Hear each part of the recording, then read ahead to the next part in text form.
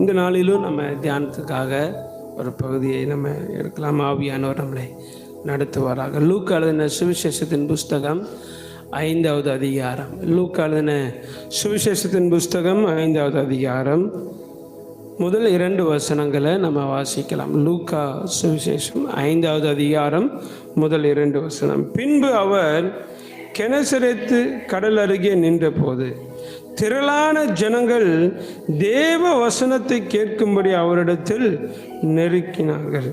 அப்பொழுது கடற்கரையிலே நின்ற 2 படகுகளை கண்டார். மீன் பிடிக்கிறவர்கள் அவைகளை விட்டு இறங்கி வலைகளை அலசி கொண்டிருந்தார்கள். Amen. Praise the Lord. Praise the Lord. இந்த பகுதி நமக்கு நன்கு அதிக முறை இதில் நம்ம கர்த்தருடைய வார்த்தை நம்ம கேட்டிருக்கிறோம். அநேக செய்திகளை நம்ம இந்த பகுதியில் நம்ம தியானிச்சிருக்கிறோம். ஆவியானவர் இன்னைக்கு இந்த பகுதியிலேருந்து நமக்கு ஒரு அழகான ஒரு காரியத்தை நம்மளுக்கு தேவன் பேசுவாராக. ஆமென். வசனம் சொல்கிறது, அந்த கெனசரேத் கடல் அருகே ஆண்டவராகிய இயேசு கிறிஸ்து அன்று காலையிலே வந்தார். ஆமென். அல்லேலூயா. அன்று காலையிலே இந்த கடல் அருகே வந்தார். இந்த கடற்கரையை குறித்து நீங்கள் மீனவர்கள் கிராமத்தை நீங்கள் போய் பார்ப்பீர்கள் என்று சொன்னால், பொதுவாக காலையில் ஒரு விடியற் காலையில் ஒரு 5, 6, 7, 5, 8 மணிக்குள்ளே படகெல்லாம் வந்துடும். படகெல்லாம் காலையில் வந்துடும். அது நைட்டெல்லாம் பிடிச்சி போயிட்டு நைட்டு வந்துடுவாங்க. நிறைய படகு வந்துடும்னா, இந்த முட்டம் பகுதியில் ஒரு செமினாரியில் இருக்கும்போது நான் அதை பார்த்துருக்கேன். நிறைய படகு வரும். கரை ஒவ்வொரு வரிசையாக ஒவ்வொரு படகு வரும். அப்போ முடிஞ்ச உடனே எல்லோரும் வலையை அலசி கொண்டு இருப்பாங்க. அதை நான் நேரில் பார்த்ததுனால இந்த வலையை அலசுகிற அந்த காரியம் இன்னைக்குள்ள ட்ரெண்டுக்கு ஏற்ற மாதிரி இருக்குது. ஆனால் அன்னைக்குள்ள காலத்தில் நம்ம பார்த்தால் அவங்க அந்த வலையை அலசி கொண்டிருந்த அந்த சூழ்நிலையில் கடற்கரையில் காற்று எப்படி இருக்கும்னு வீசிட்டு, காற்றுடைய சத்தம், அலையோடைய சத்தம் கொஞ்சம் அதிகமாக இருக்கும். அப்போ ஆண்டவராக இயேசு கிறிஸ்து அந்த காலையில் அந்த கடற்கரைக்கு வருகிறார்.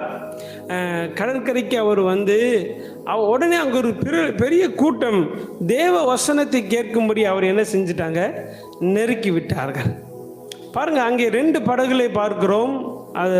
அதில் ஒன்று பேதுருடைய படகு என்று நாம் அறிந்து கொள்கிறோம். அந்த படகுல ஆண்டவராக இயேசு கிறிஸ்து படகுல ஏறி நின்று அவங்களுக்கு என்ன செய்கிறார், கர்த்தருடைய வார்த்தையை அவர் போதித்து கொண்டிருக்கிறார். கவனிங்க, வெறுமையாய் வந்த அந்த படகு அவனும் வலைகளை என்ன செஞ்சுட்டு இருக்கான், அலசி கொண்டிருக்கிறான். பேதுரு அந்த வலையை என்ன செய்கிறாரு, அலசி கொண்டிருக்கிறார். இன்னைக்குள்ள காலகட்டங்களில் இன்னைக்கு தேவ பிள்ளைகள் வலையை அலசுற அந்த பழக்கம் இல்லை.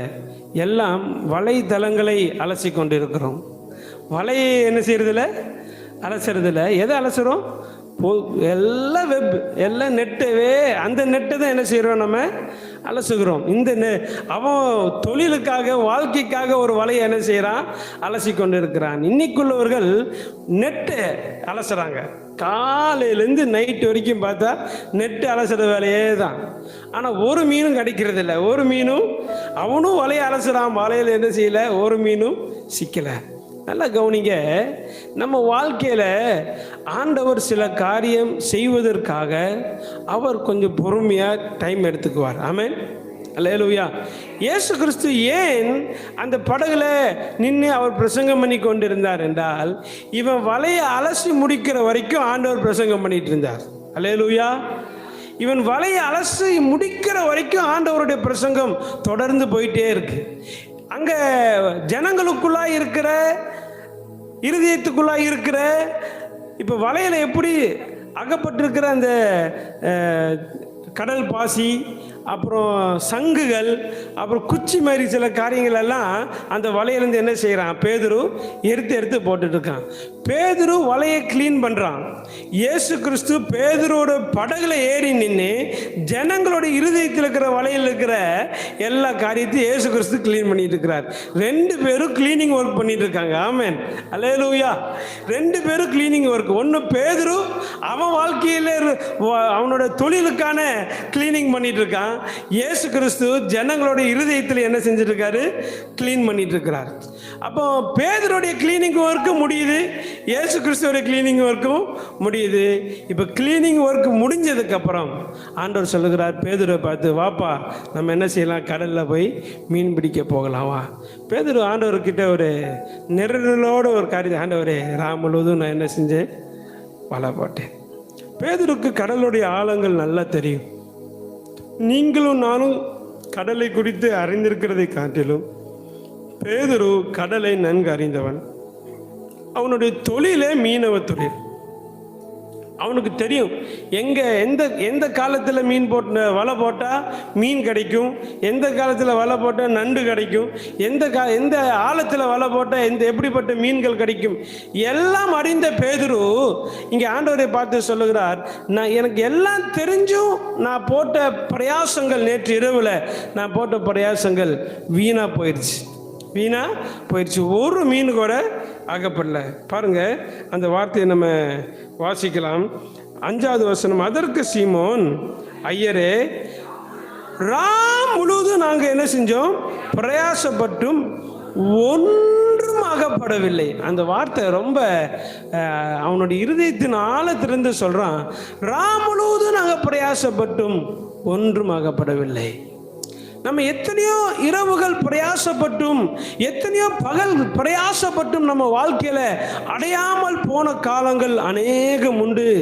ஆவியானவர் இந்த காலை வேளையில நம்மோடு பேச, நம்மளோட பிரயாசங்கள், அநேக பிரயாசங்கள் பதில் நமக்கு கிடைக்கல.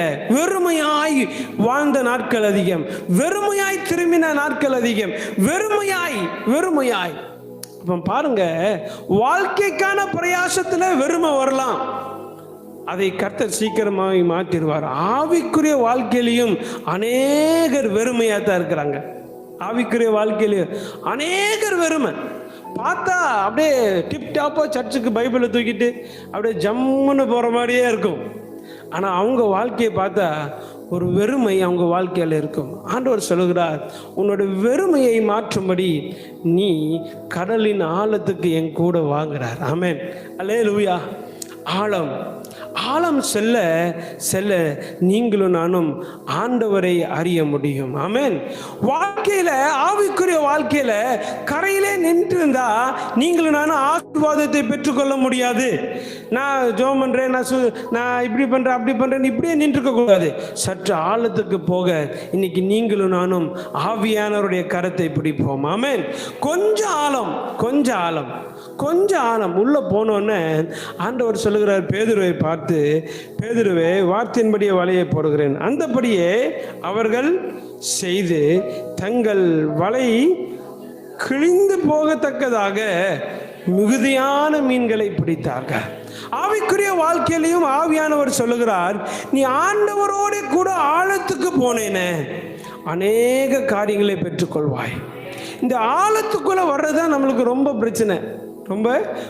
ஆவியானவருடைய கூட ஒரு ஆழமான ஒரு அனுபவம் நமக்கு ரொம்ப அவசியம்.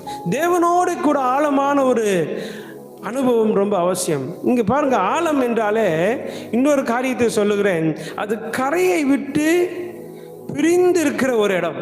ஆமென். கரைக்கும் அதுக்கும் தொலைவான ஒரு இடம். சீக்கிரம் உடனே கரைக்கு போகக்கூடிய இடம் இல்லை. ஆண்டவர் சொல்றாரு, இந்த கரை என்றால் அது கம்ஃபர்ட் ஜோன். கரை என்றால் அது கம்ஃபர்ட் ஜோன், எல்லாமே அங்கே இருக்கும். ஆனால் கடலுடைய ஆழம் என்பது அது கம்ஃபர்ட் ஜோனே இல்லை. அங்கே ஒரே ஒரு நம்ம நிற்பதற்கு ஒன்றே ஒன்று தான் இருக்குது, படகை தவிர அங்கே வேறு எதுவுமே இல்லை. ஆண்டவர் சொல்லுகிறாரு, நம்மளுடைய வாழ்க்கையில் நம்ம விசுவாச படகு ஆண்டவருடைய ஆழத்தில் இருந்தோம் என்று சொன்னால் நம்ம வாழ்க்கையில் கர்த்தர் பெரிய காரியங்களை செய்வார். விசுவாச படகு மனுஷனோடு இல்லை, மனுஷனை சார்ந்தல்ல, உலகத்தை சார்ந்தல்ல, உலகத்தோட உறவுகளை சார்ந்தல்ல, நான் கர்த்தரையே சார்ந்து அவரோட கூட தனித்து சற்று ஆழத்துக்கு நான் போவேன் என்று சொன்னான். என் வாழ்க்கையிலையும் கர்த்தர் அற்புதங்களை செய்ய வல்லவர். ஆமென், அல்லேலூயா, அல்லேலூயா. அப்போ பாருங்க, சின்ன படகு ஆனால் நிரம்பி இருக்கிற படகு. ஆமென், அல்லேலூயா. பெரிய படகு, நிரம்பி இருக்கிற படகு அப்படின்னா அதுக்கான உபகரணங்கள் அதிகமாக இருக்கும். மீன் பிடிக்கிறதுக்கு ஏகப்பட்ட உபகரணங்கள் வச்சுருப்பாங்க. இது ஒரு சின்ன படகு. யாரோடது? பேதுருவோடைய சின்ன படகு. மீறி போனால் ஒரு 12 பேர் போகலாம்.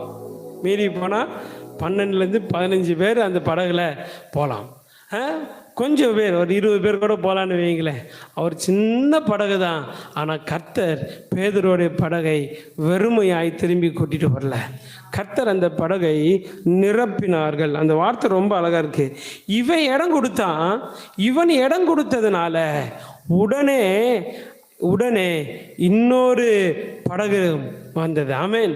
இன்னொரு படகும் நிரம்பத்தக்கதாய். ஆமென், அல்லேலூயா, அல்லேலூயா. அப்போ படகுகள் நிரம்பத்தக்கதாய் நிரப்ப தேவனால் முடியும். ஆமென். ஆனால் நம்ம செய்ய வேண்டிய ஒரு காரியம் என்ன தெரியுமா?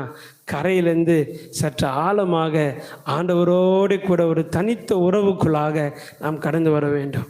இதுதான் கொஞ்சம் கஷ்டம். உறவுகளை விட்டு, சில சந்தோஷங்களை விட்டு, சில இன்பங்களை விட்டு, சில ரொம்ப வேண்டிய சில நபர்களை விட்டு, சந்தோஷங்களை, சில சௌகரியங்களை விட்டு ஆண்டவர் கூட வந்தால் தான் கர்த்தர் நம்மளை என்ன செய்வார்? ஆசீர்வதிப்பார். நம்ம கரையிலே நின்று இருந்தோம்னு வச்சுக்கோங்க, நம்ம வாழ்க்கையில் மேன்மைகள், ஆசீர்வாதங்களை காணவே முடியாது. நீங்களும் நானும் கரையை விட்டு சற்று ஆழத்துக்கு வர இன்னைக்கு ஒரு தீர்மானம் எடுப்போம். ஆமென். இந்த ஆழம் வர அந்த அனுபவம் நமக்கு ரொம்ப முக்கியம். ஆழத்துக்கு வர அனுபவம் ரொம்ப ரொம்ப முக்கியம். இங்கே வாசிக்கிறோம் அந்த வார்த்தையை பாருங்க. அப்பொழுது மற்ற படவில் இருந்த கூட்டாளிகள் வந்து தங்களுக்கு உதவி செய்யும்படி செய்கை காட்டினார்கள். அவர்கள் வந்து 2 படவுகளும் மற்ற படகுல இருக்கிற கூட்டாளிகளையும் கூப்பிட்டாங்கன்னு. அந்த மற்ற ஒரு படகு, அதுவும் கரையில் இருந்த படகு தான். ஆமென். அது எந்த படகு? கரையில் இருந்த படகு. அது அந்திரியாவோட படகு. அது யாருடைய படகு? ஒரு படகு பேதுருவோடது, இன்னொன்று அந்திரியாவோட, சீமோன் பேதுரு ஒன்று, இன்னொன்று அந்திரியாவோடைய படகு. ஆண்டவர் பாருங்க, இவன் இடம் கொடுத்ததுனால இவன் கூட்டாளிகளுடைய படகையும் கர்த்தர் நிரப்புகிறார். ஆமென், அல்லேலூயா. ஆண்டவர் சொல்றார், உன் குடும்பத்தாருடைய படகையும் கர்த்தர் நிரப்புவார். ஆமென்.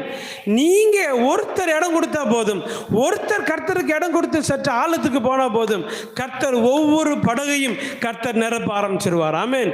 அங்க 2 படகு தான் இருந்துச்சு. ஒருவேளை அங்க 10 படகு இருந்திருந்தாலும் என் கர்த்தர் 10 படகையும் நிரப்பியிருப்பார். ஆமென், அல்லேலூயா. என் தேவன் இயற்கைக்கு அப்பாற்பட்ட காரியங்களை செய்திருப்பார். இடம் கொடுப்பதில் தான் பிரச்சனை நம்மளுக்கு. ஆமென். பேதுரு இடம் கொடுத்தான், சற்று ஆழத்துக்கு போயிடும். அங்கிருந்து செய்கை காட்டுகிறான். பேதுரு செய்கை காட்டுகிறான். பாருங்க, நல்லா கவனிங்க. பேதுரு இயேசு கிறிஸ்துவும் படகுக்கு அங்கே ஆழத்தில் போகிறாங்க. கரையில் எல்லாம் நின்று கொண்டு இருக்காங்க. எல்லாருக்கும் என்ன தெரியுமா ஒரு கேள்வி? என்ன, இந்த பேதுருக்கு கொஞ்சம் கூட அறிவு இல்லையா? இவர் பேச்சு கேட்டு, புரிஞ்சுங்களா? இவர் மீனவராக இருந்தா தெரியும், மீனவராக இருந்தா தெரியும், மீனவர் சொல்லி கூட்டிகிட்டு போனால் கூட தெரியும் அந்த கடலில் மீன் இருக்குன்னு. இவரே ஒரு கார்பெண்டர், இவருக்கு என்ன தான் தெரியும்? தச்ச வேலை தான் தெரியும். இவருக்கு மீன் பிடிக்கிறது தெரியாது. அவர் பேச்சை நம்பி இவன் வேற போயிருக்கானே அப்படின்னு கரையில் நிற்கிறவங்களுக்கெல்லாம் ஒரு எண்ணம். நம்மளோட வாழ்க்கையில் இதே தான். அவங்க இவங்க சொன்னாங்க சொல்லி இவங்கெல்லாம் இயேசு கூட போயிட்டாங்களே, அவங்க இவங்கெல்லாம் சொல்லி இவங்க இயேசுவை தேடி போயிட்டாங்களே, அவங்க இவங்க சொல்லி இவங்க இயேசு கிட்ட போயிட்டாங்களேன்னு சொல்லி அவங்களுக்கெல்லாம் ஒரு நினைப்பு இருக்கும். ஆனால் அவங்களுக்கு தெரியாத ஒரு விஷயம் இயேசு இங்கே பேதுருக்கு காமிக்கிறார். படகு நிரம்புது. ஆமென், அல்லேலூயா. உடனே பேதுரு தன்னுடைய படகு நிரம்பினா போதும் நினைக்கல. இந்த இயேசு கூட இருந்தா உன் படகு நிரம்பும் வான்னு சொல்லி செய்கை காட்டுகிறார். இந்த இயேசு கூட இருந்தா என் படகு மட்டுமல்ல உன்னுடைய படகு நிரம்பும் என்பதை பேதுரு செய்கை காட்டி அழைக்கிறான். அந்திரியா படகு வருகிறது. அதுலயும் ஆட்கள் வராங்க. எல்லாரும் மீனை நிரப்பி கொண்டு போறாங்க. ஆமென், அல்லேலூயா. நான் சொல்கிறேன், தேவனோடு கூட உறவு கொள்ள மட்டும் ஆரம்பிச்சுட்டா போதும், நம்ம வாழ்க்கையில் சகல காரியங்களும் நிரப்ப கர்த்தர் கிருபை செய்வார். என் முயற்சி வெறுமையானது தான், என் முயற்சி அது தோல்விகளுக்கு நேராய் கடந்து செல்வது தான். ஆனால் இயேசுவோடு கூட என்னுடைய முயற்சி ஒரு நாளும் தோற்று போகாது. இயேசு கூட இருக்கிற என்னுடைய முயற்சி ஒரு நாளும் நான் தோற்று போக மாட்டேன், நான் ஜெயம் பெறுவேன்.